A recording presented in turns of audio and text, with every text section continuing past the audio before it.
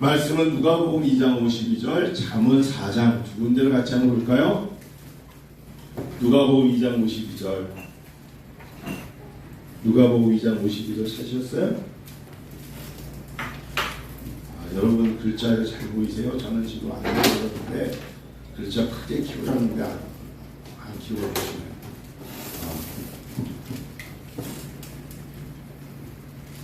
자, 같이 읽으실까요? 예수는 지혜와 키가 자라가며 하나님과 사람에게 더욱 사랑스러워 가시더라. 다음은 4장 1절부터 4절 또 한번 읽어요. 아들들아 아비의 훈계를 들으며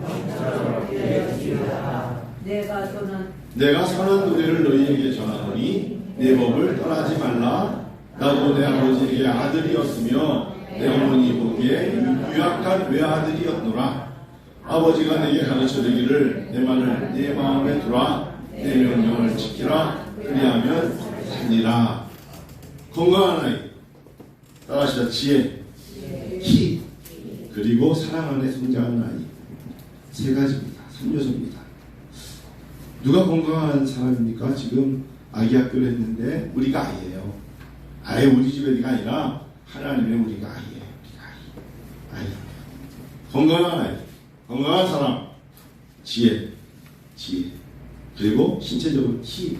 그리고 세 번째 사랑 안에 성장하는 사람. 아이라는 표현을 써야 여러분 우리가 더 실감을 받기 때문에 예수님께서도 누가복음 2장에 말씀하신 것처럼 말씀하신 그대로 52절에 누가복음 2장 52절에 예수는 지혜와 키가 자랐다. 그리고 하나님과 사람에게 더욱 사랑스러워 하시더라. 그러셨거든요.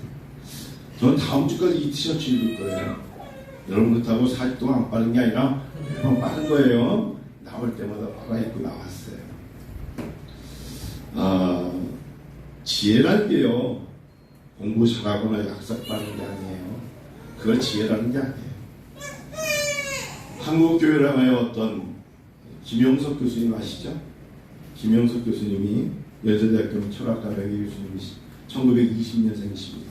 4월 23일 평안북도 음산군 육남매의 장남을 되었던 김용석 교수님이 한국교회를 향하여 한마디 좀 하자. 이번에 최근에 장로신학대학에서 강의하셨는데 한국교회 강단에서 목사들이 자꾸 똑똑하고 공부 잘하는 아이들을 강조하는데 그래서 망친 거다. 내가 100세가 넘었다. 내가 다시 한번 말하는데 뭐 다니엘 공부도 다 좋다. 그런데 지식이 아니다. 지혜다. 아이들이 10장을 주면 10장을 다 외울 수 있는 머리가 한국 애들에게 있답니다. 법을 공부하는 애들이 성문법이니까 법조를 다 외울 수 있는 애들이 한국 사람들이 주신 머리랍니다. 그런데 지식이 아니라 지혜예요. 성경은 어느 곳을 봐도 지식을 강조하지 않았다. 예수님이 언제 지식을 강조했냐? 지혜를 강조했다. 잠언서 전체가 지혜가 날 부른다 했다. 그래서 공부 잘하는 지식이 있는 사람들이 지혜가 없는데 그들이 지도자가 되면 나라가 어렵다. 그래서 김용석 교수님한테 처음에 사회자 부탁할 때 두 가지를 부탁하답니다. 첫 번째, 정치적 얘기 하시면 안 돼요. 교수님 부탁드려요. 정치적인 이야기, 정치에 관련된 얘기, 리더에 대한 이야기는 해주지 마세요. 그럼 나중에 전화가 많이 와요.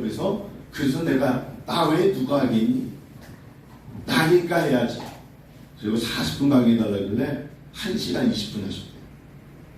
제가 어제 종로 5가에서 정무수 목사님 진경총회장 78세 그분이 그 사회를 보셨거든요. 어제 종로 5가 기독교회관 뵙고 왔거든요. 옆에서 김용석 교수님을 뵈면서 제가 부러웠다. 아주 부러웠다. 할 말을 다 하시고 그러면서 자기에게 물어보셨답니다. 103세가 넘어가신 어른이 78세 한참 동생인 나에게 말하기를 자네 정 목사는 행복한가? 이렇게 물어봤답니다. 자네 행복한가? 자네가 경주에서 제일 큰 교회 담임 목사를 하고 청회장을 했던 당신 행복한가? 그래서 정 목사님께서 예, 저는 행복합니다. 그렇게 대답을 했다. 근데 그분이 강의 중에 나온 이야기입니다만 행복할 수 없는 두 가지 종류의 사람이 있는 거 자네 아는가? 그 두 가지가 당신에게 있으면 행복하지 않을 텐데 행복하고 싶은데 행복해질 수 없는 사람들 그가 누굽니까? 크게 보면 두 부류 아니겠는가? 첫 번째, 정신적 가치를 모르는 사람. 모든 것이 자기의 명예와 자기의 지위와 자기의 학식과 물질로 다가오는 사람은 정신적 가치를 모른다. 물질이 많으면 행복할 거라고 생각하는 사람은 내가 100% 확신하고만 하는데 절대 행복할 수 없다. 이렇게 말씀하셨대요. 근데 우리는 그렇지 않거든요. 생각에 물질이 많으면 좋겠다. 힘드니까 물질이 많으면 행복해질 것 같아. 너무 지금 어려워. 그런데 김용석이라는 100세가 넘은 철학가 교수요 신학자는 말하기를 물질로는 행복해질 수 없다. 정신적 가치를 아는 사람만이 행복할 수 있다. 할렐루야. 여러분 이게 은혜와 비전께 성도님이 되시기를 축원합니다. 제가 김영석 교수님의 반 인생을 살았어요. 50%밖에 안 돼요. 그런데 들어보고 감히 제가 인생을 살아보면서 제 주변 사람들 보니까 행복하지 않은 사람 너무 많아요.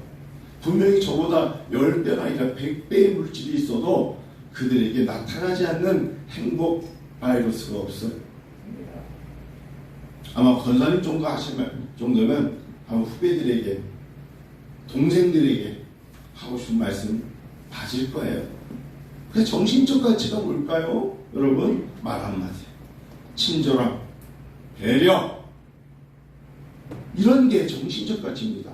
누군가를 격려해주고 누군가를 안아주고 누가 힘들 때는 수박 한 통을 주는 것이 정신적 가치예요. 차를 사달라는 게 아니에요.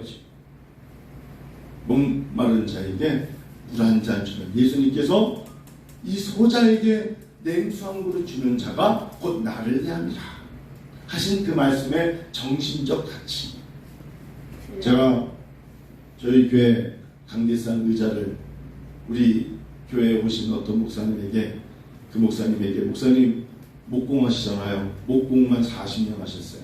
이분도 올해 70인데 이제 내가 목공 너무 오래 해가지고 이제 못하겠어. 팔이 아파서 마지막 부탁을 좀 하나 드릴까요? 뭔데? 우리 교회 의자 2개만 만들어주세요. 야 여기 너희 동네 봉담에 가면 여기 성구사가 있어. 굉장히 오래돼. 거기 가서 사. 남목사하고 제가 갔었어요. 제가 갔다 왔어요. 거기가 침례교회가 됐어요. 성구사가. 저도 알아요. 갔더니 가격을 알아갖고 왔어요. 제가 찍어서 목사님 마지막 선물로 나에게 한번 만들어주세요. 자기에게 15일을 달래. 15일. 그 대신에 한 목사 부탁이니까 마지막에 갖고 편백나무를 사왔어요. 아주 좋은 편백나무를 트럭에 실어 갖고 와서 이 나무를 내가 직접 대패질을 해서 나무를 만들고 마지막으로 촛불레 색깔로 색깔을 맞춰줄게. 살 수 있어요. 근데 그분이 그런 마음에 교회 강대상이 있는 거니까 사는 것만큼은 안 예쁠 수 있어. 오히려 사는 거는 합판으로 만들기 때문에 그럴듯해. 근데 편백나무다 보니까 어떤 건 그 안에 옹이가 들어가지고 아무리 패도 안 되는 거는 좀 이해를 해줘. 그 마음의 정신적 가치에 서로가 마음의 소통이 되는 거예요. 부탁드려요. 하고 있어. 사진을 보내왔어요. 이렇게 돼가는데 괜찮은가? 제가 그래서 하시는 김에 앞에 우리 여기 성찬상이라 하십시다. 그것도 우리가 놓을 수 있는 공간이 없으니까 접이식으로 다리는 접이식으로 하나 만들어 주세요. 그래서 제가 추가를 또 드릴게요. 편백나무가 마침 그 정도 남았는데 만들어 볼게요. 정신적 가치, 생각을 나눌 수 있는 주중에 최일도 목사님 아시죠? 바퍼. 최일도 목사님 교회 관계자가 전화를 했어요. 동대문교에서 지금 바퍼를 하고 있는데 동대문 부총장이 그만 써라 못하게 막아가지고 기독교인들에게 부탁합니다. 하루에 이 사람들에게 이게 무료 회식을 해야 되는데 동대문 부총장이 더 이상 하지 말라고 해서 매일마다 그 양식을 먹으러 천안에서도 어떤 분은 대전에서도 오신답니다. 그러면 나눠줘야 되는데 동대문에 사는 분들이 이 생활의 가치가 떨어진답니다. 모양새가 안 좋아서 노숙자가 모이는 모습 때문에 아파트 가격이 떨어진다 그러니 제발 한국 교회에게 QR코드 내지 탄원서를 좀 사인 좀 해달라고 연락이 왔어요. 제가 해드릴게요. 그런데 동대문 구청에서 만일에 그거를 너희가 말 안 되면 2억 3천만 원 정도의 벌금을 매기겠다 그랬어요.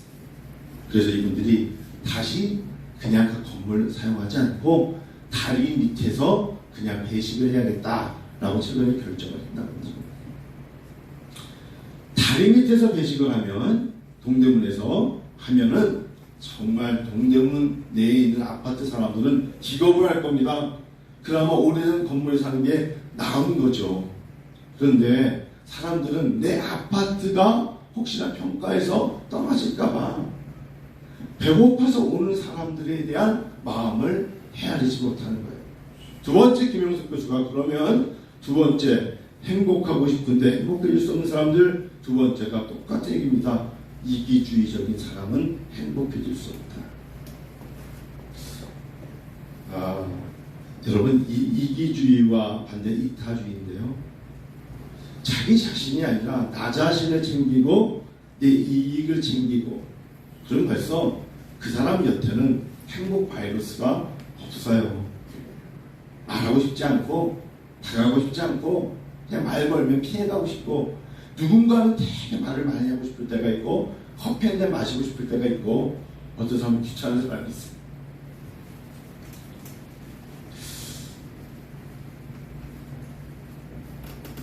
누군가를 챙긴다. 나의 행복을 위해서. 누군가를 섬긴다. 결국은 나의 행복을 위해서. 이기주의와 행복은 공존할 수 없다. 그럼 와닿으세요? 그래서 섬기는 거예요. 그래서 주는 자가 받는 자보다 행복한 거고 줄 때의 행복이 너희가 줘라. 그럼 내가 흔들어서 더 많이 채워줄게 라고 말하는 거예요. 저는 교회 행사를 해보면 그런 생각이 참 많아요. 이사야전 캠프 때도 그랬고 우리가 얼마나 서로 섬기는지 몰라요. 섬기기 때문에 너무나 행복한 거예요. 이게 서로 섬겨주니까 행사가 되는 거예요. 섬겨주니까 서로가 그거 하나 먹으면서 나누면서 기쁨이 있다는 생각을 참 많이 갖게 돼요. 김영석 교수님 이야기하는 김에 그분이 한 예를 드신 것 때문에 제가 웃었어요. 이분이요 2023년도에 석가모니께서 한국 불교를 방문하셨답니다. 그러고서 이 나라에 불교가 없다고 가셨대요. 기독교가 잘 되라는 소리예요. 김영석 교수님이 예화는 대한민국의 산수가 다 가장 좋은 곳에는 뭐가 있다? 절이 있다.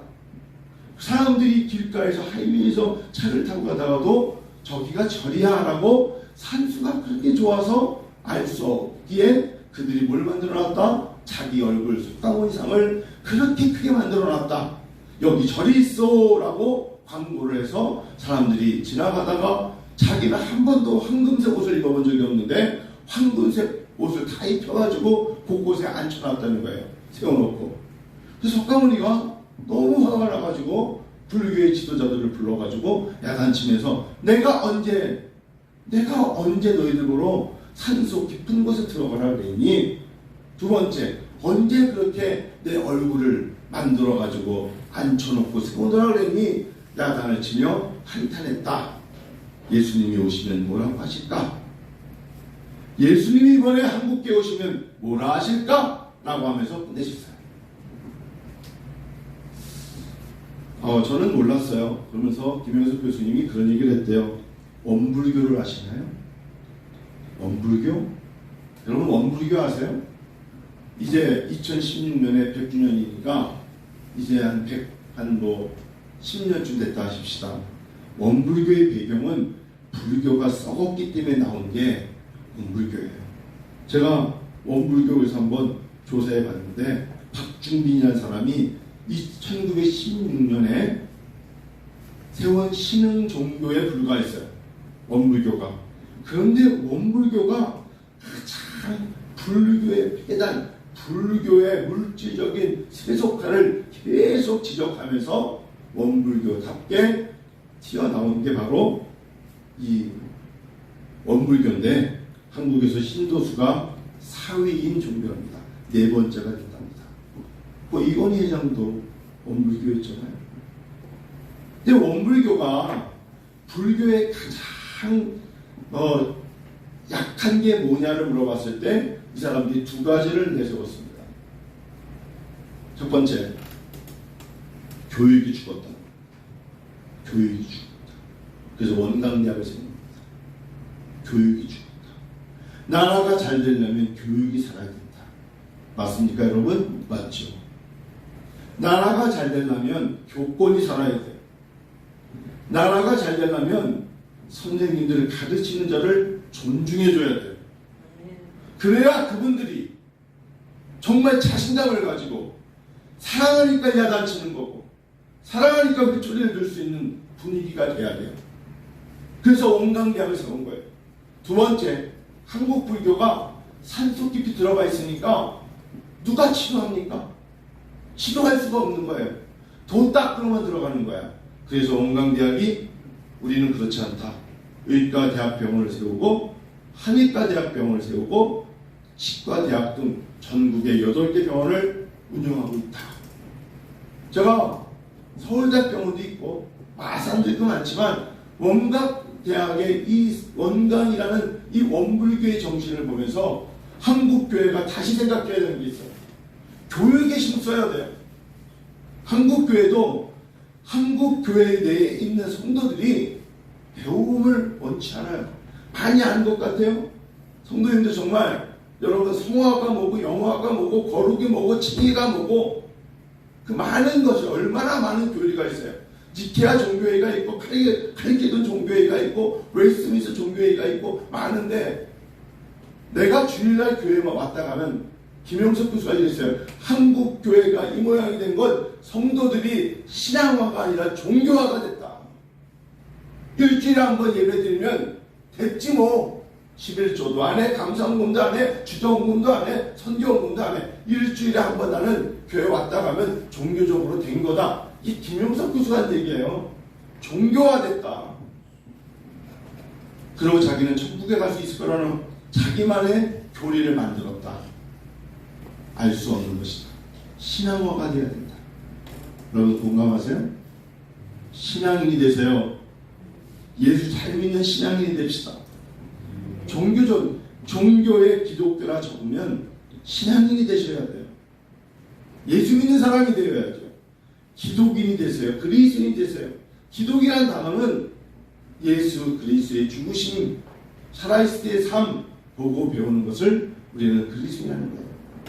좀 가슴에 찔리세요. 그리고 하나님 앞에 회개도 좀 하세요. 가슴을 치세요.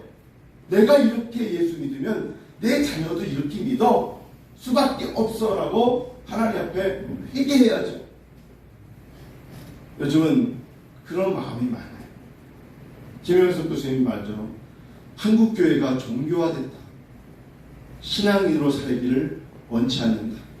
제가 주중에 책 한 권을 영어로 된 책인데 한국어 번역이 됐길래 Foundation of Christian Education이라는 개혁주의 교육학을 책을 사서 손에 쥐고 보면서 깜짝 놀랐는데 루이스 벌코프라는 사람하고 코넬리우스 반티라는 사람이 당시에 미국이 점점 타락하고 세속주의 갈 때 이 두 사람이 멋지게 외친 게 있어요. 기독교 학교와 교사의 권위. 이 루이스 벌코프가 계속해서 외치는 게 뭐냐면 미국이 살으려면 교회 학교 교사의 권위가 살아야 된다. 미국이 살으려면 교회학교의 권위와 법적인 권위가 살아야 되고, 미국 사회가 살으려면 교사의 권위가 살아야 된다는 거예요. 야, 이런 이야기가 이미 60년대 있었구나. 여러분 다 듣고 있잖아요. 예전에는 신학을 공부한 젊은 부목사들이 강남에 있는 교회에 가서 부목사가 되는 게 원했어요. 지금은 서초에 있는 선생님들을 기피하는 게 아니라 신학을 전공한 사람들이 전도사와 부목사를 강남으로 안 가요. 너 왜 성경 공부하는데 그렇게 앉아있니? 그렇게 말하면 집사님이 밤에 전화를 하는 게 똑같아요. 학부모와 똑같다고. 목사님이 뭔데 우리한테 신앙생활 하는데 목사님이나 신앙생활 잘해요. 나하고 전화가 온다는 거 아세요? 담임 목사한테 읽을 거예요. 그래서 전도사들이 목사님 저 6개월에 다른 교회로 가야겠습니다. 왜? 그냥 몸이 좀 안 좋아서요. 다 도망가. 그래서 제가 최근에 봤는데 부교육자 모십니다가 일반 담임 목사보다 2배의 사례금을 주는데도 안 와. 전사들이니까 이제 20대 후반에 뭐 알겠어요. 와가지고 얘들 하면서 막 소리 지르고 옷 갈아입고 막 하면서 아이가 기도해야 되는데 옆에 양 장난치니까 야, 나 장난치지 마! 그 말했다고 교회를 떠나겠다는 거야. 담임 목사 입장에서는 교회를 떠나겠다니까 그러지 마시라고 우리 전설 내쫓을게요. 그러고 나가는 거야. 오산에서 목회하길 잘했어. 오산에서 강남에서 목회했으면 큰일 날 뻔했어요. 저같은 사람은 진짜. 그 사람들이 서초 초등학교의 아이들 그리스도인 신앙이라고 자처하는 학부모입니다. 다 근처에 있는 교회를 주일이면 좋은 차를 몰고 교회를 가고 있다는 거 아세요? 다시 학교 공교육 교사가 권위가 살아나기 전에 교회학교 교사에 대한 권위가 살아나야겠구나. 영권이 살아야겠구나. 담임 목사가 말하면 들어주셔야 돼요. 하자 그러면 따라주셔야 되고 솔선수범 되셔야 되고 이타주의 되셔야 돼요. 그래야 그 사람들이 누구예요? 그들이 신앙인으로서 아이를 낳아 키우는 바로 학부모가 되고 그분들이 자녀들을 존경스러운 선생님들에게 맡겼을 때 선생님이 야단쳤을 때 그리스도인의 심정을 가지고 선생님 알겠습니다. 우리 아이가 부족하네요 라고 말하면서 제가 기도해야지요 라고 말해야지. 잘못된 거예요. 지금 아마 교회 가서 얘기하는 사람 많을 거야. 자기 때문에 그런 건 줄 알고 자기가 잘못한 학부모로서의 선생님한테 함부로 대한 것 때문에 드러날까봐 두려워하는 사람들도 많을 거예요. 얼마나 괴로운 모습입니다. 여기서님 재훈이 아무리 잘못해도 학교사님한테 재훈이가 이렇게 맞아서 올 일은 없겠지만 혼나고 오면 더 때려달라고 전화해. 혼내달라고. 우리 재훈이 운동장 10바퀴 뛰게 해주세요. 막 이러면서 선생님한테 하면 야 정말 역시 어느 교회 다니시는데 저분은 저렇게 훌륭한 집사님인가. 그러면서 속세 마지막에 전화로 주 예수를 믿으라. 그렇게 한마디만 해줘도 야 이게 살아야 돼. 거꾸로 이게 살아나야 돼요.